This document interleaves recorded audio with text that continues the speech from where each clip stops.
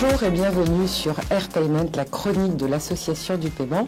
Alors nous sommes en direct des studios du groupe Sopra Steria et aujourd'hui nous embarquons pour un voyage captivant au cœur des paiements à distance et notamment de la lutte contre la fraude. Je suis Sophia Briouet, directrice commerciale au sein de l'agence expertise et conseil de Galit, du groupe Sopra Steria. Et nous allons rentrer dans le vif du sujet avec deux invités. Alors effectivement, la DSP2 a introduit des exigences strictes pour renforcer la sécurité des paiements en ligne et lutter contre la fraude. Aujourd'hui, avec nos invités, nous aborderons les exemptions à l'authentification forte, les paiements par lien et aussi les paiements récurrents. Alors, pour approfondir ce sujet crucial, nous avons le plaisir d'accueillir Julien Lasalle, secrétaire de l'Observatoire de la sécurité des moyens de paiement et directeur adjoint des études et de la surveillance des paiements au sein de la Banque de France. Bonjour Julien et merci d'être venu jusqu'à nous. Bonjour Sophia, bonjour à tous. Notre deuxième invité, nous recevons aujourd'hui Stéphane Chaumier. Stéphane, tu es directeur commercial au sein de VoxPay et tu es également administrateur au sein de l'association du paiement. Bonjour Sophia, c'est tout à fait exact et bonjour à toutes et à tous. Merci Stéphane d'avoir fait donc le déplacement pour venir jusqu'à nous. Alors justement, en tant que membre du groupe de travail de l'OSMP, je suis ravie de discuter avec nos invités des défis et des opportunités dans ce domaine, les paiements à distance et notamment comment lutter contre la fraude. Alors avant de commencer, je tiens chaleureusement à remercier les équipes qui sont au studio, Baptiste et Maxime du groupe Sopra Steria, parce qu'en fait à toutes les sessions AirPayment, alors on les voit pas, ils sont derrière, mais ils organisent, on est dans un studio et donc ils mettent en place tout le matériel pour organiser cette chronique pour l'association du paiement. Pour vous participants, je vois que certaines personnes sont déjà arrivées. Je vous propose aussi de pouvoir contribuer et enrichir la discussion au travers du Q&A que nous avons mis en place pour vous. N'hésitez pas à poser vos questions. Je prendrai le temps de les poser à nos invités. Alors, je vous propose de démarrer avec cette phase d'onboarding, notre briser la glace association du paiement. Rebonjour Julien, rebonjour Stéphane. Alors, pour commencer en douceur, j'aimerais vous poser une question un peu plus personnelle. Peut-être d'abord vous, Julien, pourriez-vous nous partager et nous dire quel est votre moyen de paiement préféré ? Alors, c'est une question délicate. Vous seriez un petit peu surpris si je vous disais que ma passion, c'est de payer en Bitcoin ou payer en pièces d'or. Ça aurait un côté un petit peu rétro qui, pour certains, collerait bien à l'image de la Banque de France. En fait, non, pas du tout. En tant que banquier central, je suis un petit peu garant du libre choix des moyens de paiement pour les utilisateurs et je me l'applique au quotidien. Je fais du paiement par carte, je fais du paiement par mobile, y compris avec ma montre de temps à autre, du paiement par virement. J'utilise les espèces aussi, quand même le moyen de paiement de banquier central par excellence. Finalement, dans la panoplie des moyens de paiement à ma disposition, le seul que j'essaye d'éviter autant que possible, c'est pas toujours facile, c'est le chèque. Mais sinon, pour le reste, j'utilise toute la gamme. Merci pour le partage. Et effectivement, c'est très complet en termes d'utilisation de moyens de paiement. Merci beaucoup, Julien. Alors, Stéphane, j'ai une petite question. Est-ce que peut-être toi, en tant qu'expert du secteur, est-ce que tu pourrais nous partager ton premier contact avec les paiements à distance ? Alors du coup, je vais vous laisser calculer mon âge, mais j'ai commencé avec la Redoute ou les Trois Suisses par les bons de commande papier. On mettait la quantité, et je pense que je faisais même le calcul de la somme, histoire de. Et plus sérieusement, une période plus délicate, plus compliquée pour tout le monde, ça s'appelle la Covid, où nous avons dû mettre en place pour nos partenaires banquiers des solutions de paiement à distance, de click and collect, pour tenter d'aider les commerçants à garder et conserver leur chiffre d'affaires et donc leur commerce. Merci Stéphane pour le partage de ton âge d'ailleurs. Je vous propose une dernière question un peu plus personnelle. Peut-être que vous avez une anecdote à nous partager parce qu'on s'est aperçu que, étant dans l'écosystème des paiements, on a forcément des histoires et peut-être que vous avez quelque chose à nous partager autour des paiements à distance. Julien ? Alors, une anecdote, pas tellement, si ce n'est qu'en tant que surveillant des paiements, on finit par faire attention à tout ce qu'on voit et toutes les opérations qu'on peut réaliser. Et pour les paiements sur Internet, moi, je suis toujours subjugué de d'avoir droit à une authentification forte quand je paye tous les mois la cantine de ma fille sur un site où, à mon avis, il n'y a jamais eu de fraude. Qui va frauder la carte de quelqu'un d'autre pour payer une cantine scolaire pour quelques dizaines d'euros par mois? Ça, ce serait complètement éligible à des exemptions. Et des fois, c'est vrai que je note, j'ai la surprise d'aller sur des sites où je n'ai jamais rien acheté. Je fais un achat d'un montant quand même significatif. Et là, pof, ça passe direct sans authentification forte. Alors là, en tant que régulateur, quand même une réaction assez épidermique. Voilà, exactement. Merci pour le partage de l'anecdote. Peut-être Stéphane, toi de ton côté? Alors, je ne vais pas être très original, mais malheureusement, toujours d'actualité pour beaucoup de personnes. L'anecdote, c'est, j'imagine, ce que beaucoup de gens ont vécu. Il y a encore 3 semaines à l'arrière, j'ai voulu réserver un hôtel et on m'a bien évidemment et encore une fois demandé mes coordonnées bancaires par oral. En tant qu'expert du paiement, j'ai bien évidemment refusé et de ce fait, j'ai pu qualifier et voir mesurer la qualité de la banquette arrière de ma voiture puisque j'ai refusé de donner mes coordonnées bancaires. Donc, je n'ai pas pu booker ma chambre. Donc, voilà pourquoi on intervient aussi sur le marché. C'est une belle expérience, difficile soit, mais c'est intéressant en tout cas pour parler de notre sujet qui nous rassemble.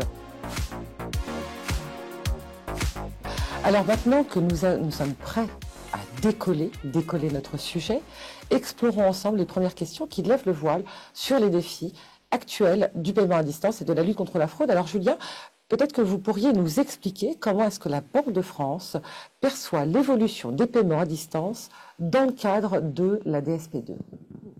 Bon, déjà, ce qu'il faut rappeler, c'est que la mise en place de la DSP2 et tout ce qui est authentification forte des paiements sur Internet, ça a été quand même relativement sportif parce que c'est tombé pile en même temps que la crise sanitaire Covid. Donc, typiquement, à un moment où on a eu besoin du e-commerce, mais dans des proportions bien supérieures à ce qui était la situation avant Covid, malgré ça, malgré cette adversité, on a quand même réussi à accompagner le marché, à faire en sorte que tout se passe sans trop de heurts vis-à-vis du e-commerce. Et les grands enseignements de tout ça, c'est que l'authentification forte du payeur, couplée avec des mécanismes de scoring qui ont été mis en place par les banques, mais aussi par tout un tas d'intermédiaires de la chaîne des paiements jusqu'aux commerçants, eh bien, ça a produit des effets, puisque aujourd'hui, on a des taux de fraude qui ont repris une tendance à la baisse très significative. Sans vous refaire l'histoire, on vient d'une situation au début des années 2010 où le taux de fraude était extrêmement élevé sur Internet.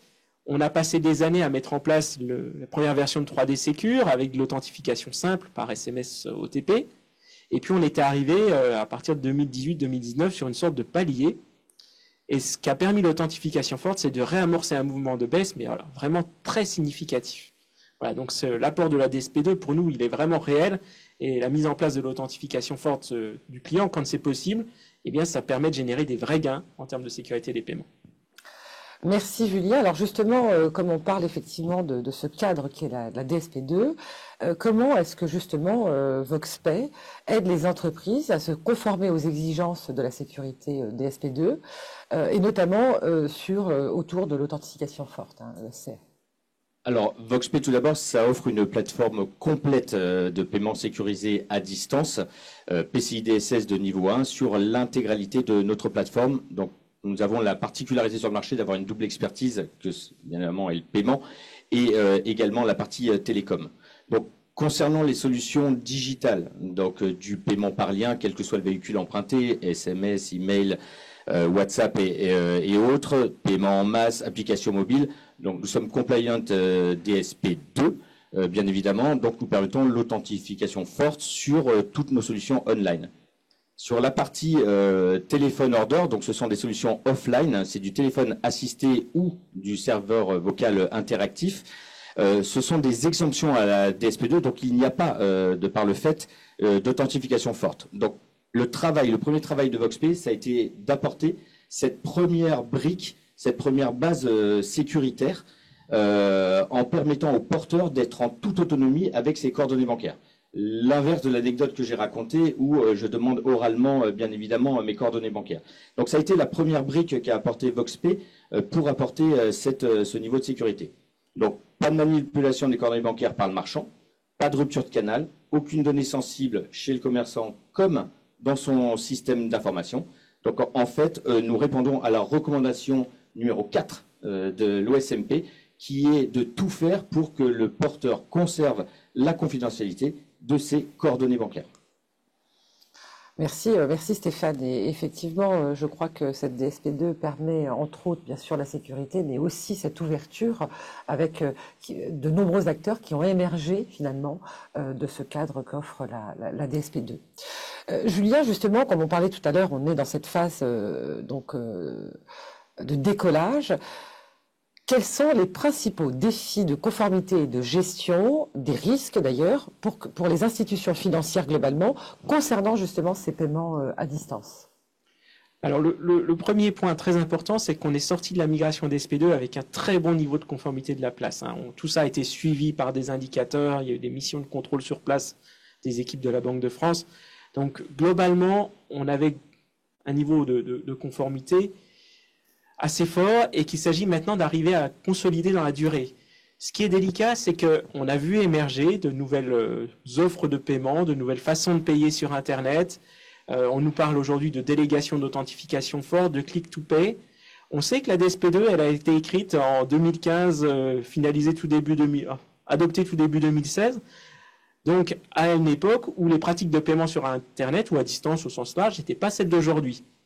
Et le défi qu'on va avoir pour les prestataires de services de paiement, qui sont les premiers assujettis à la DSP2, c'est d'assurer cette conformité dans la durée, en attendant éventuellement qu'une DSP3 ou qu'un règlement sur les services de paiement vienne ensuite faciliter peut-être la conformité sur certains segments. Mais aujourd'hui, notre référence, ça reste la DSP2, et c'est bien ça qu'on doit faire appliquer. L'autre élément qui est très important et sur lequel il faut continuer à gagner en maturité, c'est tout ce qui est appréciation du risque et scoring, puisqu'on a vu, après la DSP2, se développer de nouvelles formes de fraude, notamment des fraudes par manipulation, qui sont très difficiles à détecter parfois par l'utilisateur. Et là, ce qu'on attend des établissements, c'est aussi qu'eux aient la capacité d'identifier les caractéristiques, les spécificités de ce type d'attaque pour arriver à mieux protéger leurs clients face à ce type d'attaque, parce que l'expérience montre que malgré toute la sensibilisation qu'on peut faire, le client reste un maillon vulnérable de cette nouvelle chaîne des paiements construite avec la DSP2. Oui, merci d'avoir mis en avant effectivement ces attaques par manipulation qui sont de plus en plus établies et professionnalisées, effectivement. Merci Julien. Stéphane, alors justement, quelles sont les solutions techniques envisagées pour améliorer la sécurité et l'expérience utilisateur en même temps de ces paiements à distance? Est-ce que tu as, comment est-ce que tu pourrais nous conseiller et conseiller nos participants? Alors tout d'abord, VoxPay suit de très près, bien évidemment, toutes les évolutions réglementaires et sécuritaires pour la sécurité des moyens de paiement. Nous sommes aujourd'hui, comme je l'ai dit tout à l'heure, sur le plus haut niveau sécuritaire de la sécurisation des transports des coordonnées bancaires, la fameuse PCI DSS niveau 1, quel que soit son canal. On a parlé du monde online et offline, donc là c'est réellement quel que soit son canal. La vraie difficulté, effectivement, c'est de concilier la sécurité d'un côté et la fluidité de l'expérience client. À chaque fois qu'on apporte un élément sécuritaire, pour qu'il soit adopté sur le terrain, il faut qu'on puisse parler, éduquer les porteurs et qu'il y ait une véritable appétence, adhérence avec ce monde sécuritaire. Donc typiquement, au niveau de VoxPay, de par la création de VoxPay, notre ADN, nous, il se trouve dans les centres de relations clients. Donc sur le centre de relations clients, notre ambition, c'est de permettre, tant que faire se peut, toujours une interactivité entre le marchand et ses clients. C'est vraiment de la vente en mode accompagné.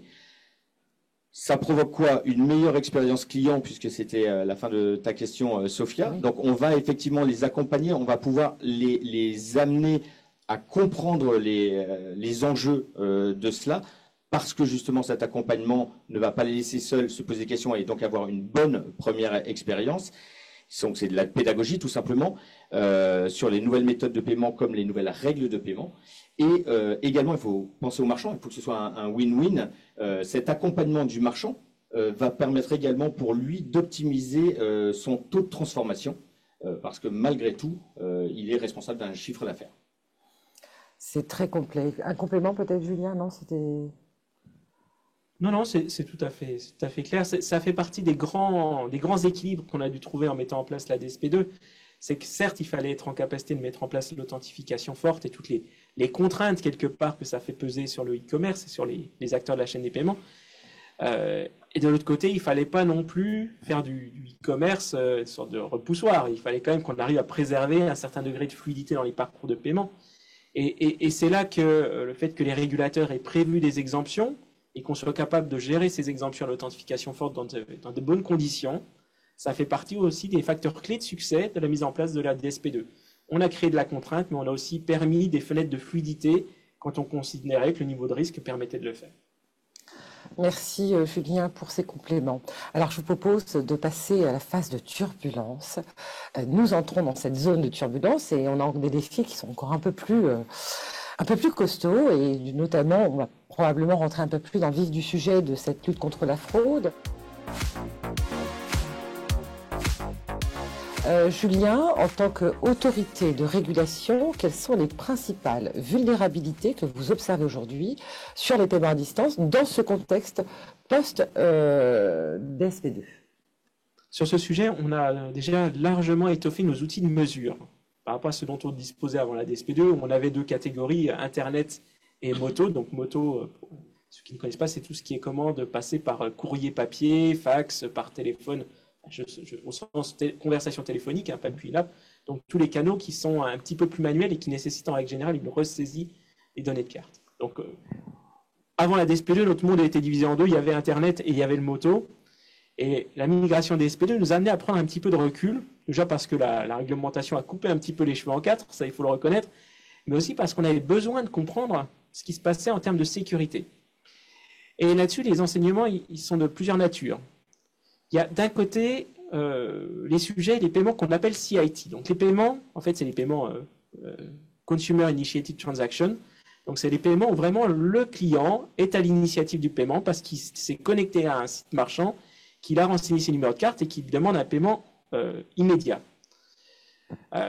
Dans ce cas de figure-là, ce qu'on note, c'est que le paiement soit authentifié, c'est-à-dire il transite via 3D Secure, où il est authentifié au moyen d'un wallet, type un Apple Pay, un Samsung Pay ou ce genre de choses, ou quand il est exempté d'authentification forte via 3D Secure. 3D Secure, c'est un protocole technique qui permet de se partager des données entre les différentes parties prenantes à la transaction.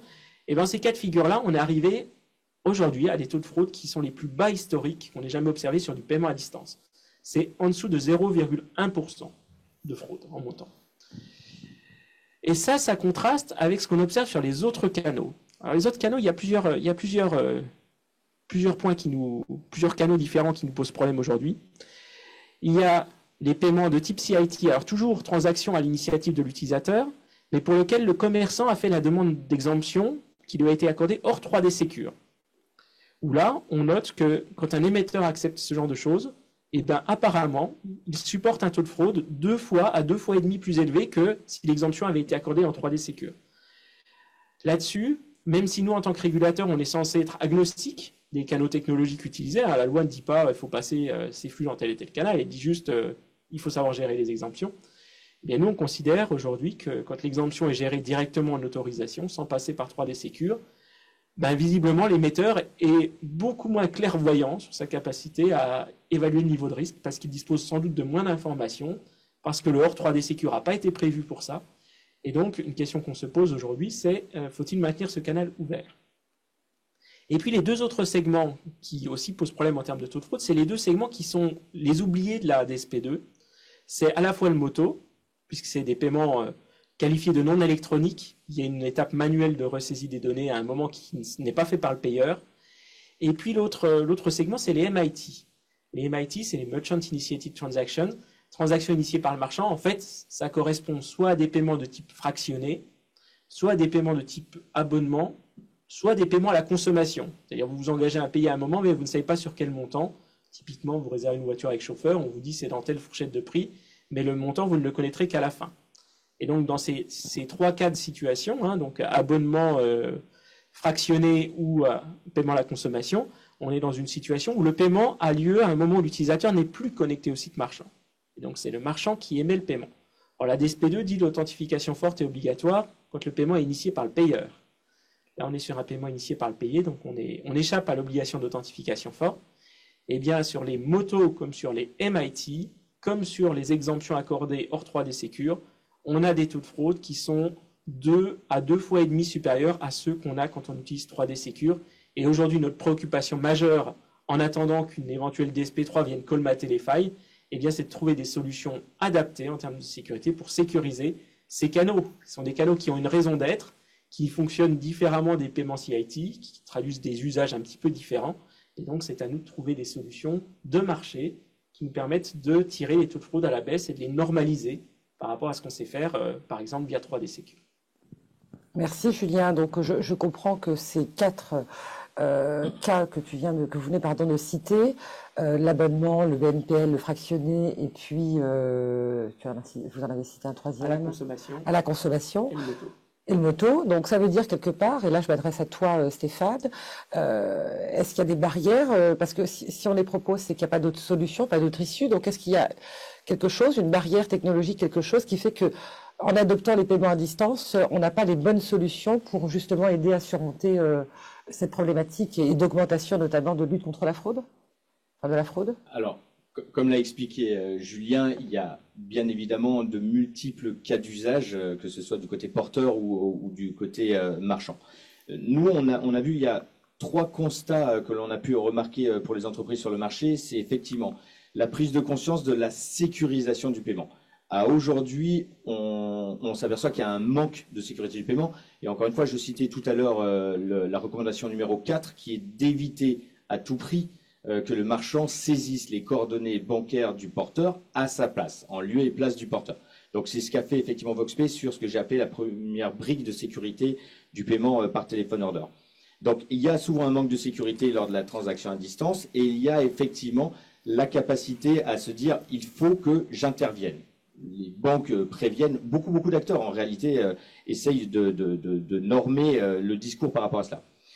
La deuxième chose, donc le deuxième constat, c'est la mise en place, bien évidemment, de la norme PCI DSS qui va permettre, à travers cela, de sécuriser les différents canaux. Cette mise en place, en fait, même quand on en a conscience, elle est complexe, elle est onéreuse. Hein, c'est une norme que nous passons chaque année. Ça demande beaucoup de ressources humaines, beaucoup de ressources financières également en termes de certification. Donc, mais en dehors du coup, c'est véritablement la complexité. Donc, en fait, ils vont plus ou moins, en fonction de la société, se tourner vers des acteurs qui vont leur permettre de descoper cette partie PCI DSS. Et c'est notamment le travail de VoxPay. Le troisième point, c'est pas tellement un frein technologique, mais c'est ce que j'ai appelé la réalité du business également.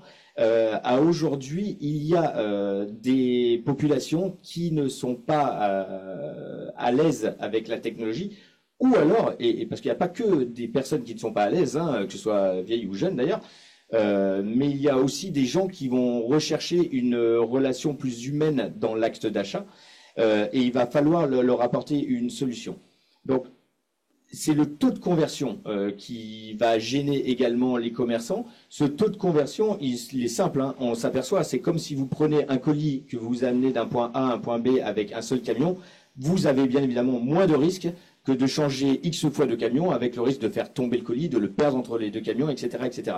Donc en fait, ce que nous, on va proposer à nos clients, c'est effectivement d'augmenter ce taux de transformation parce qu'il n'y a pas de rupture de canal, tout en conservant, encore une fois, je le répète, la recommandation numéro 4 de l'OSMP, à laquelle nous avons eu la chance de participer.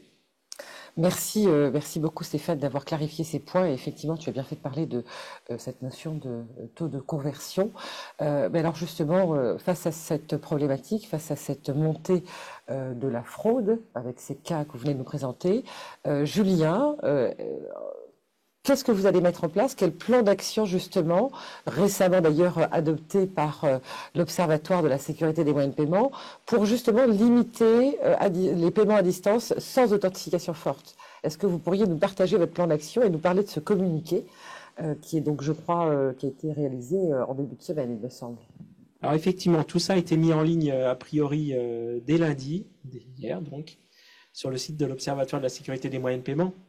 Là-dessus, l'ambition, elle était double. La première, c'est de faire en sorte que les commerçants n'abusent pas de qualification à tort. On sait bien que dans les parcours clients, par moment, l'authentification forte crée de la frustration client, voire certains utilisateurs un peu maladroits qui n'arrivent pas à dépasser cette épreuve ou qui font exprès de la planter.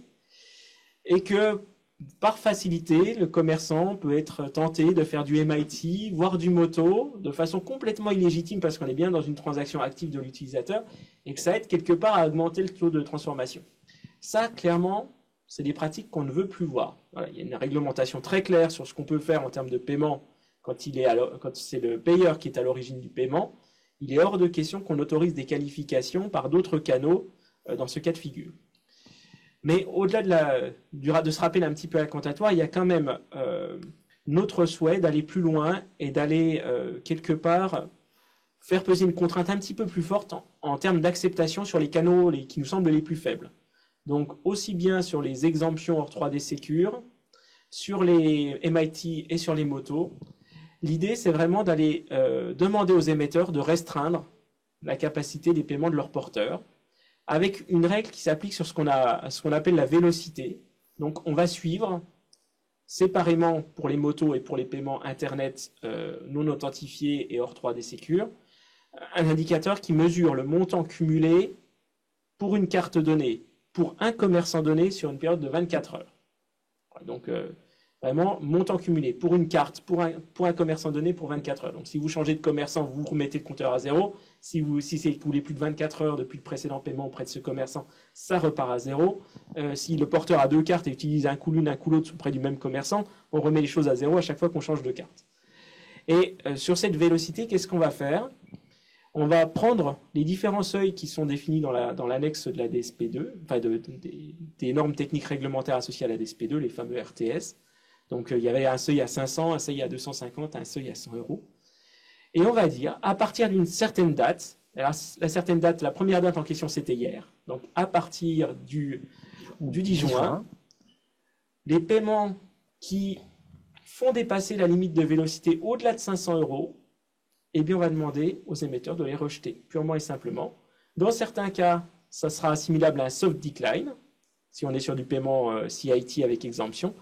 Dans d'autres cas, ce sera ni plus ni moins qu'un hard decline, ça veut dire que le commerçant n'étant plus en relation avec son client, le paiement est rejeté, charge au commerçant d'arriver à rétablir un lien avec son client pour obtenir le paiement de sa prestation ou des biens qu'il veut vendre. Mais l'idée, c'est bien ça, c'est de faire peser une contrainte et de se dire que ce seuil qui est fixé à 500 euros au démarrage, donc depuis hier, qui permet un petit peu de rôder ce dispositif de rejet. Au-delà de 500 euros, on est globalement conscient sur le fait que ça ne devrait pas provoquer trop de difficultés. Eh bien, à un moment, à l'automne, on va l'abaisser à 250 euros. Et puis, à un moment, un petit peu plus tard, on l'abaissera à 100 euros. Et sans doute qu'en dessous de 100 euros, on n'y touchera plus, puisqu'on va arriver dans la zone où il y a les exemptions faibles montants qui peuvent s'appliquer, que ce soit dans ou en dehors de 3D Secure, c'est important pour nous. Et là-dessus, ce rejet de la vélocité, il s'applique. Alors, d'un côté pour les motos. Donc pour les motos, on ne se pose pas trop de questions. On accumule le montant de paiement par jour, par commerçant, par carte. Et s'il dépasse 500 euros, on rejette. Sauf pour certains secteurs d'activité qui, eux, vont bénéficier d'une sorte d'exclusion du mécanisme. Parce que c'est des secteurs pour lesquels on considère soit que le moto ne présente a priori aucun risque. C'est le cas notamment en termes de recouvrement de factures. Là, on sait qu'il y a un besoin de pouvoir faire du recouvrement de factures par téléphone. Certaines prestations, effectivement, par exemple auprès d'opérateurs d'énergie, de gaz, d'électricité. Et l'autre grand volet, c'est les secteurs qui fonctionnent avec du moto parce qu'il n'y a pas forcément de solution alternative qui existe aujourd'hui, qui soit suffisamment robuste pour l'ensemble des utilisateurs.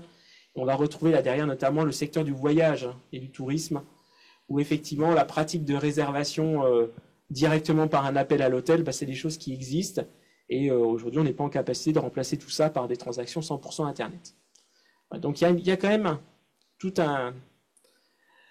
une définition de périmètre d'application qui a été fait en amont pour pas qu'on provoque de catastrophe dans un secteur d'activité donné. Sur tout ce qui est transactions Internet, donc là je parle des MIT et des CIT hors 3D Secure, là, la logique, c'est effectivement d'aller cibler les flux qui sont exposés à la fraude. Donc, dès qu'on est sur des flux qui sont reconnus comme authentifiés par l'émetteur, parce qu'il y a une délégation à un wallet ou quelque chose de ce type-là, là, on considérera que, étant authentifié, il n'y a pas lieu de les rejeter pour quelque raison que ce soit. Sur les CIT, donc pour les CIT non authentifiés en exemption, on va effectivement demander aux émetteurs de les rejeter systématiquement quand elles amènent à dépasser le seuil de vélocité. Il y a une seule exclusion qui a été retenue, c'est celui des dons aux œuvres caritatives. Sur lesquels on ne voulait pas poser de problème avec ce type de mécanisme, mais décourager les dons des particuliers. Et le segment très particulier qui va être traité un petit peu au cas par cas, c'est celui des MIT. Les MIT, dans les décisions passées de l'Observatoire, pour émettre une MIT, un commerçant doit associer à la MIT une référence d'authentification liée à un mandat. En gros, si vous êtes commerçant et que vous proposez du paiement fractionné, du paiement à l'abonnement, du paiement à la consommation, normalement, au moment de la souscription, vous devez faire une authentification forte du porteur. Voilà, parce qu'il y a un engagement, c'est une sorte de, comme pour un mandat de prélèvement CEPA, il y a un engagement à payer et il est important de sceller cet engagement par une authentification forte, ce qui permet pour l'émetteur de s'assurer qu'il y a bien un consentement de l'utilisateur, même si c'est un abonnement de tout petit montant. Ça permet de garder une trace. Et ce qu'on souhaite, c'est que les commerçants réinjectent cette trace d'authentification, le cryptogramme d'authentification, dans tous les flux de MIT qui seront associés à ce consentement.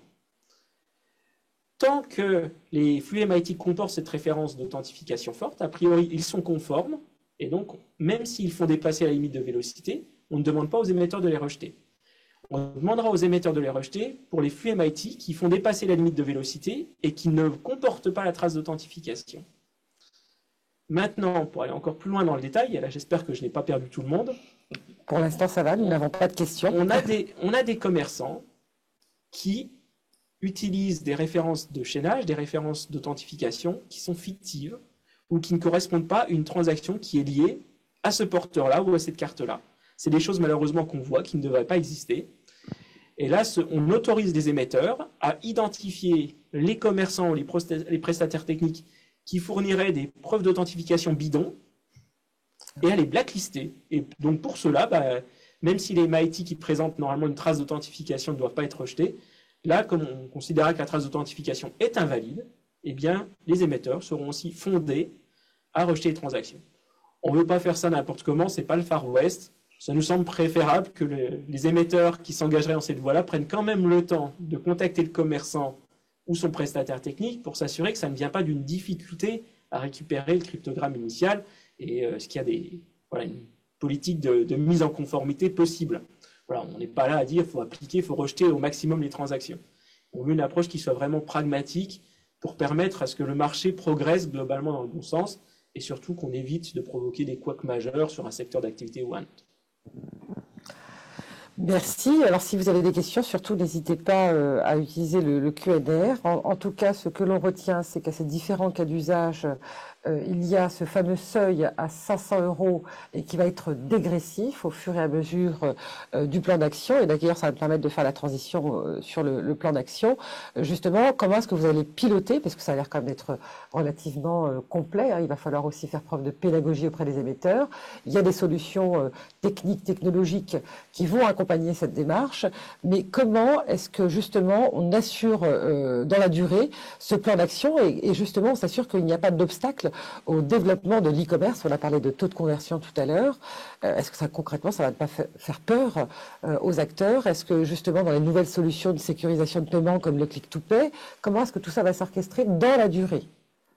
Donc, déjà, la première chose à rappeler, c'est qu'on a survécu à la migration des SP2 qui portait sur des volumes de flux sans commune mesure avec ce qu'on va faire dans ce plan-là.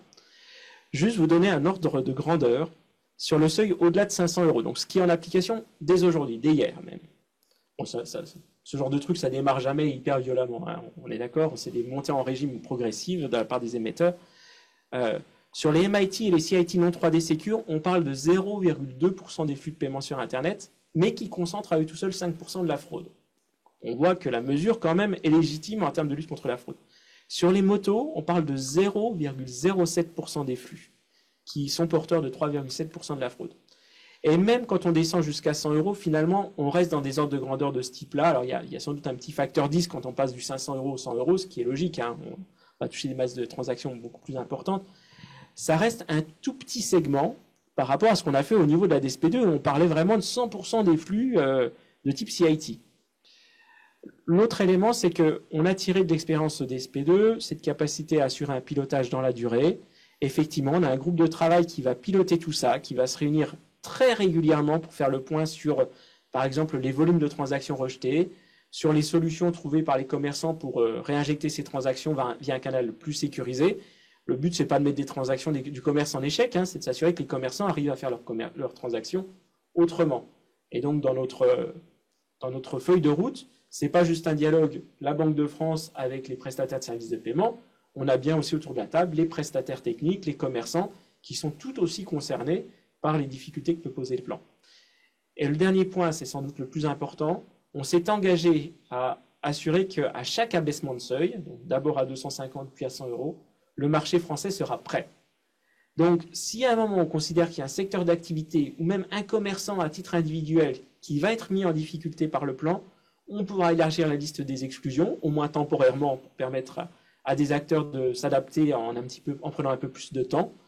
Voilà, ça va être vraiment un pilotage extrêmement fin qui va être réalisé par les équipes avec l'appui des données qui seront fournies par les émetteurs, par les schemes, par les associations de commerçants. Voilà, donc il n'y a pas de tabou et il n'y a pas d'interdit non plus à lever le pied un petit peu sur les mesures si on considère qu'on commence à mettre certains segments en difficulté. Voilà, donc une approche extrêmement pragmatique, mais qui finalement est exactement la même que celle qu'on a mis en place au moment de la migration pour la DSP2 et qui était sur des volumes de transactions autrement plus importants. Merci Julien. Oui, une approche pragmatique et en même temps qui va dans le sens de simplifier aussi la vie des commerçants et des différentes parties prenantes. Merci Julien. Alors Stéphane, je voulais te poser quand même la question sur cette notion de sécuriser ces transactions de paiement à distance. Vous, Voxpay, en tant qu'offreur de solutions, quelles sont selon vous les innovations émergentes dans ce cas précis, qui est donc de lutter contre la fraude à ces paiements à distance via les cas qu'on vient d'aborder il y a quelques instants? Alors tout d'abord, Julien a été très précis. Oui. Et bien évidemment, Voxpay, nous avons été invités d'ailleurs par Julien au sein du groupe de l'OSMP, donc l'Observatoire de la sécurité des moyens de paiement, travailler en tant que prestataire technique. Nous sommes bien évidemment solidaires, nous avons la même ambition qui est de lutter contre la fraude, ce qui en réalité valorise la légitimité des transactions. Nous, ce que l'on cherche à faire, c'est effectivement rendre les transactions légitimes sur le bon canal. Donc déjà sur les mesures de lutte contre la fraude, comme vous l'avez vu, nous on a deux spécificités, la partie paiement, la partie télécom, qui fait qu'on est sur deux mondes différents. Donc sur la partie online, vous savez qu'on a la solution s'appelle Voxpay Digital, on a le 3D Secure, donc là on est complètement conforme DSP2 et là il y a rien à redire. Et sur la partie offline, vous l'avez compris également, c'est la norme PCI DSS qui nous permet de sécuriser le paiement en enlevant la partie des coordonnées bancaires vers le marchand par voie orale généralement. Donc en fait, ce qui est vraiment important au niveau de Voxpay, c'est que on souhaite conserver, valoriser les canaux dès l'instant qu'ils sont légitimes. Sur notre plateforme possédant du online comme du offline, l'objectif pour nous, c'est que le commerçant décide de déclencher soit Voxpay Assist, un téléphone order, ou Voxpay Digital, en fonction du comportement et de la connaissance de son client. Parce qu'en fait, c'est ça qui est important. C'est pas travailler sur un seul canal et voir comment on fait, c'est posséder tous les canaux, répondre aux exigences et à l'expérience client qui est demandée, mais en fonction du taux de fraude, parce que comme l'a dit Julien, l'objectif c'est pas de casser un canal et de casser l'énergie et des entreprises françaises et faire baisser le chiffre d'affaires. C'est au contraire pouvoir répondre, quel que soit le canal, dès l'instant qu'il est légitime, dès l'instant qu'il est contrôlé. Et donc ce que Voxpay apporte, c'est cela, c'est choisir son canal, que ce soit par téléphone, tel qu'on l'a dit, ou digitalement à travers le 3D Secure, de par la connaissance que nous avons de son client et du comportement de son client. Oui, et là-dessus, là où on se rejoint complètement, c'est qu'il y a, parmi les recommandations de notre plan qui se met en place depuis hier, il y a une recommandation très spécifique qui est de dire sur le moto, notamment sur le taux en fait, sur les appels, sur les achats par téléphone, dès lors qu'on sera en mesure d'avoir une solution qui s'apparente à une forme d'authentification, c'est-à-dire le porteur non seulement saisit lui-même son numéro de carte, mais serait capable de saisir un OTP ou quelque chose comme ça, donc serait capable d'apporter une bribe d'authentification, même si ce n'est pas une authentification forte, complète. alors on sera en mesure de débrayer cette limitation de la vélocité. Voilà, et quelque part se dire, si on a une solution de sécurisation du moto un petit peu innovante, et ben on reconnaît ce statut dans notre plan d'action, et donc on exonère quelque part le commerçant qui la proposera à ses clients d'être limité dans la vélocité de la carte qu'il peut accepter. Voilà, donc c'est un petit peu gagnant-gagnant. On encourage cette innovation sur le canal de téléphone. Et c'est au cas par cas, de ce que je comprends aussi de ce plan d'action. Merci beaucoup. Merci d'avoir décollé le sujet, parce que du coup, on en apprend beaucoup, Julien, donc de ces transactions mythes-moto et de cette notion d'exemption et des difficultés face à la lutte contre la fraude. Alors, je vous propose, pour terminer en beauté notre vol, d'aborder les points d'atterrissage avec vous deux, Julien et Stéphane. Alors Stéphane, comment est-ce que les paiements par lien peuvent-ils être optimisés pour offrir justement une authentification forte sans compromettre cette fameuse expérience utilisateur qui se doit être fluide? C'est souvent le dilemme. Alors, nous, au niveau de VoxPay, on offre une expérience unique sur le marché. Ce sont les liens de paiement supervisés. Donc, tous les acteurs et nos confrères mettent en place des liens qui sont sécurisés, il n'y a aucun problème par-dessus, et en fait, ils vont le connecter directement sur la page de paiement du PSP, du PAT et de la banque. Nous, ce que nous faisons, en fait, comme nous sommes PCI DSS de niveau 1, on héberge la page de paiement chez nous. Cette page de paiement, elle a deux objectifs principaux et deux atouts, j'allais dire, principaux. Le premier, c'est effectivement, puisqu'on l'héberge, on peut complètement personnaliser la page de paiement, ce qui amène un niveau de confiance et une relation particulière entre le consommateur et son enseigne, d'une part. Donc ça amène effectivement une sécurisation et ce lien entre l'enseigne et le porteur. Et la deuxième chose qui est, de mon point de vue, encore plus importante, c'est qu'en fait, toutes les datas, elles vont passer par nous. Nous sommes PCI DSS, on a la possibilité de de prendre les datas. Et ce qui va nous permettre justement, par rapport aux marchands, de pouvoir suivre de façon confidentielle, bien évidemment, chaque étape du paiement du porteur, puisque bien évidemment, il conserve l'autonomie. C'est ce qui va l'aider à augmenter son taux de transformation tout en conservant la confidentialité des coordonnées bancaires. Donc ça, c'est extrêmement intéressant pour l'argent parce que c'est, encore une fois, ce que vous disiez, Julien, une relation gagnant-gagnant, meilleure expérience client pour le porteur de la carte avec l'accompagnement de son enseigne. Et pour l'enseigne, c'est conserver la confidentialité, donc cette décharge mentale attachée aux coordonnées bancaires, en apportant son aide et donc en validant, valorisant, optimisant son taux de transformation. Donc c'est vraiment quelque chose d'important. Et on le disait tout à l'heure, il y a la DSP2, il y a des nouvelles méthodes de paiement également, alors, je digresse un peu, mais sur l'open banking, toutes ces méthodologies ou ces nouvelles règles, en fait, pour avoir une appétence et que ça fonctionne, il faut que le porteur, on l'éduque. Donc quel est le meilleur moyen d'avoir une adhérence par rapport à une nouvelle règle, une nouvelle méthode de paiement comme on le porte chez VoxPay à travers du PIS, donc du paiement par initiation de virement, ou du PNPL ou autre, c'est justement d'avoir ce lien avec le porteur, de lui expliquer la démarche, que sa première expérience soit réussie pour qu'il puisse gagner en autonomie et la conserver. Et donc arriver aux fameuses recommandations de l'OSMP et de la Banque de France. Merci à tous les deux. Alors, on avait une question tout à l'heure, lorsque vous nous avez tous les deux parlé donc des différents cas d'usage, mais pour justement cette notion de plan d'action, est-ce que c'est purement pour la France, pour le marché français, ou est-ce que c'est pour toute l'Europe? C'est Stéphane Rousseau qui pose la question en direct. Alors, le plan d'action est bien un plan d'action strictement de l'Observatoire de la sécurité des moyens de paiement. Donc, aujourd'hui, il n'engage que le marché français. Donc, les transactions...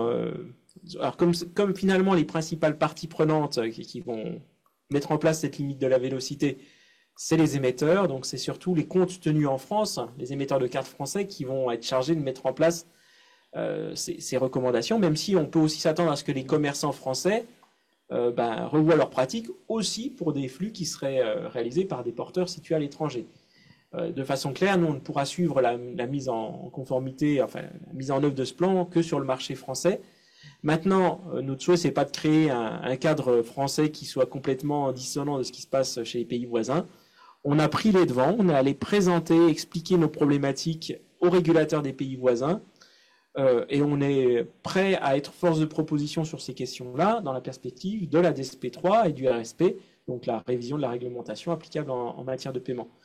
Voilà, on est conscient que ça crée un petit peu de complexité, sans doute un petit peu de fragmentation, même si l'expérience montre que chaque marché en Europe a quand même ses petites spécificités, y compris en termes de e-commerce. Voilà, donc, qu'on crée quelques effets collatéraux chez les voisins, c'est effectivement une réalité, mais globalement, on a fait les efforts nécessaires en termes de communication pour essayer de préparer tout le monde.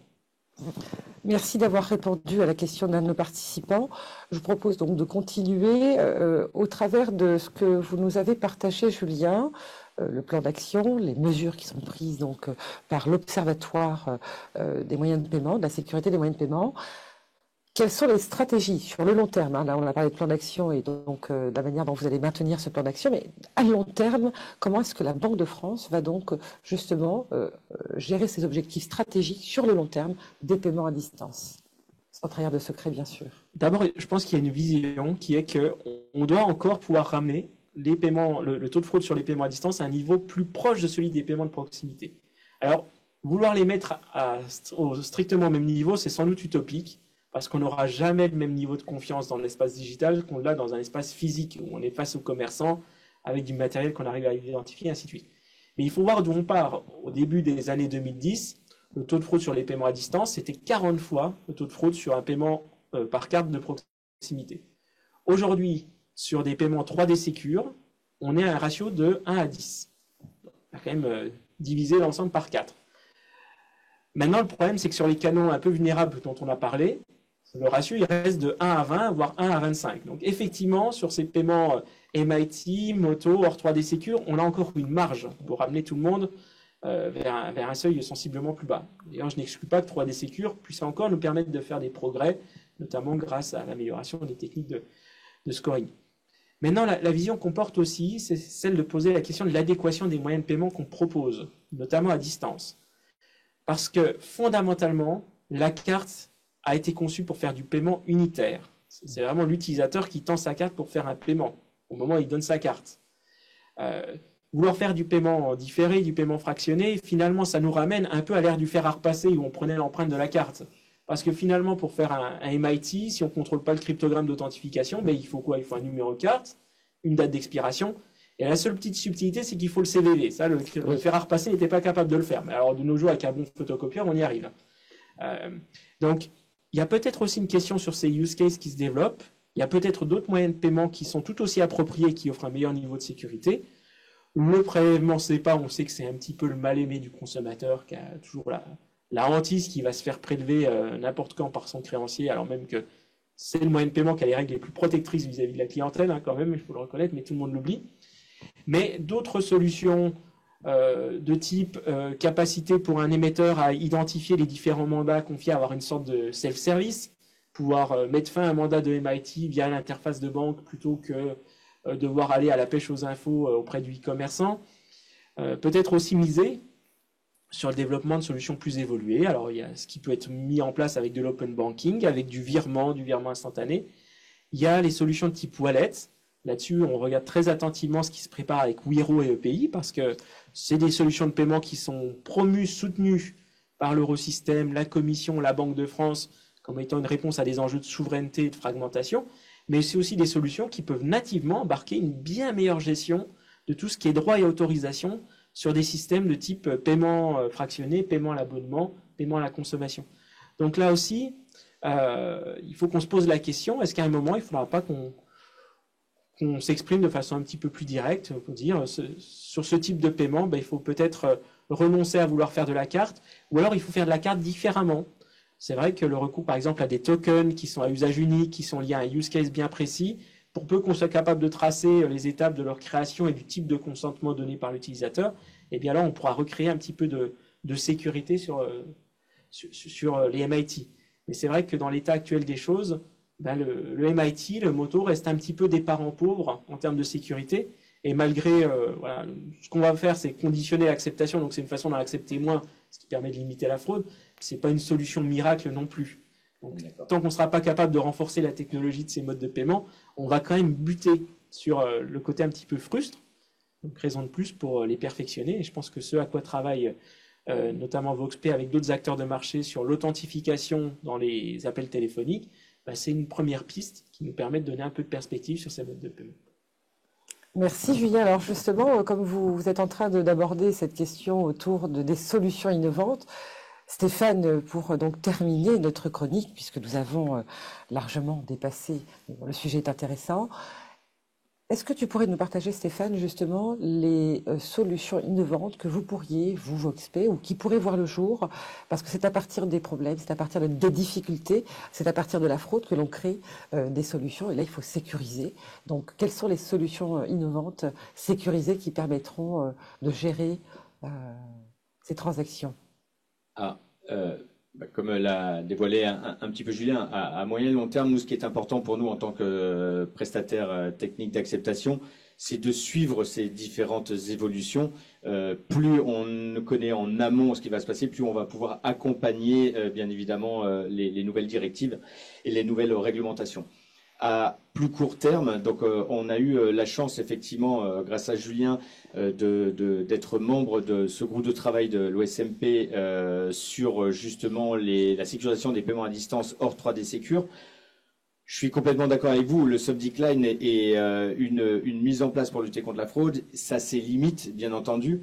Donc, on a réussi à mettre en place un nouveau groupe de travail dans le groupe de travail, donc qui est suivi, observé en tous les cas par la Banque de France, qui englobe bien évidemment des prestataires techniques, sommes les référents techniques on va dire, mais également des marchands, puisque c'est la voix du client. Et c'est bien eux qu'il va falloir rendre appétants sur les nouvelles règles, mais aussi bien évidemment les régulateurs et aussi bien évidemment les institutions bancaires. Donc on a un écosystème qui vient d'être créé. Nous avons alors la nouvelle règle a démarré le 10 juin, c'était hier. Nous on a démarré ce matin à 9h30, donc c'est vraiment tout neuf. Et ce nouveau groupe de travail, donc qui englobe effectivement l'intégralité de l'écosystème, a pour vocation justement de proposer des solutions techniques qui augmentent la sécurité sur un canal particulier et légitime qui s'appelle le téléphone order. Donc nous, en tant que prestataire technique, on va faire des propositions en fonction des échanges que nous avons. Donc les marchands nous mettent en place leurs use cases, donc voilà les cas d'usage qui sont remontés. On travaille avec les émetteurs effectivement pour voir ce qui est possible ou pas en fonction de tout cela. On a Frenchis également, et merci à Frenchis, avec nous, qui nous permet de savoir ce qu'il existe et techniquement, est-ce que l'on peut mettre en place. Donc en fait, c'est vraiment un travail collectif. L'objectif, encore une fois, c'est d'apporter une sécurité supérieure à ce qui existe aujourd'hui, que ce soit une authentification simple ou une double authentification. Et ensuite, une fois qu'on aura mis en place ces différentes alternatives techniques, dans ce groupe de travail sera proposé un POC. Alors, je suis d'accord avec vous, Julien, un POC, c'est plus pour mesurer l'ergonomie que la réalité de la mesure de la lutte contre la fraude. Mais en tous les cas, on sait que s'il n'y a pas d'ergonomie, le schéma va s'arrêter, donc il n'y aura pas du tout de lutte contre la fraude. Donc voilà, nous, on est très fiers de pouvoir apporter, entre guillemets, notre pierre à l'édifice, de travailler avec cet écosystème pour sécuriser un canal parent pauvre et pour lui rendre sa légitimité. C'est très complet et c'est très clair, je vous en remercie. Et donc, c'est déjà la fin. On serait resté quelques minutes supplémentaires, je pense, pour parler de ce sujet. Merci encore. Et oui, merci encore à tous les deux. Le Airpayment, le voyage Airpayment s'arrête ici. Un grand merci à tous les deux pour avoir partagé avec nous vos connaissances et vos réflexions au travers du groupe de travail de l'OSMP. Et puis surtout d'avoir aussi apporté cette pédagogie, puisque cette question des exemptions, cette question justement autour du mythe, du cycle, la différence entre les deux, et de ces cas d'usage qui peuvent poser problème dans la lutte contre la fraude est un vrai sujet d'actualité que vous avez pris à bras le corps. On va suivre de très près le plan d'action et le suivi, ainsi que les solutions qui pourraient émerger, les solutions innovantes à partir du constat que vous avez fait. Et puis, écoutez, merci aussi à vous, participants, d'avoir suivi cette chronique. Nous espérons que cette chronique vous a permis de mieux comprendre les enjeux et les défis du paiement à distance. N'oubliez pas de rester connectés pour explorer ensemble les nouvelles frontières du paiement en compagnie d'invités aspirants. Je vous souhaite une excellente fin de journée et n'oubliez pas, restez informés, restez sécurisés et surtout, continuez à innover dans vos transactions. Merci et à bientôt sur Airpayment. Merci. Merci. Merci Sophia, merci Julien. Alors attendez, on a des questions. Merci beaucoup, très clair, de Stéphane Rousseau. Monsieur Grandmougin, merci beaucoup pour ces éclairages et précisions. Et puis merci à vous trois et merci à la paix. Sujet très intéressant. Merci à toutes et à tous. Merci.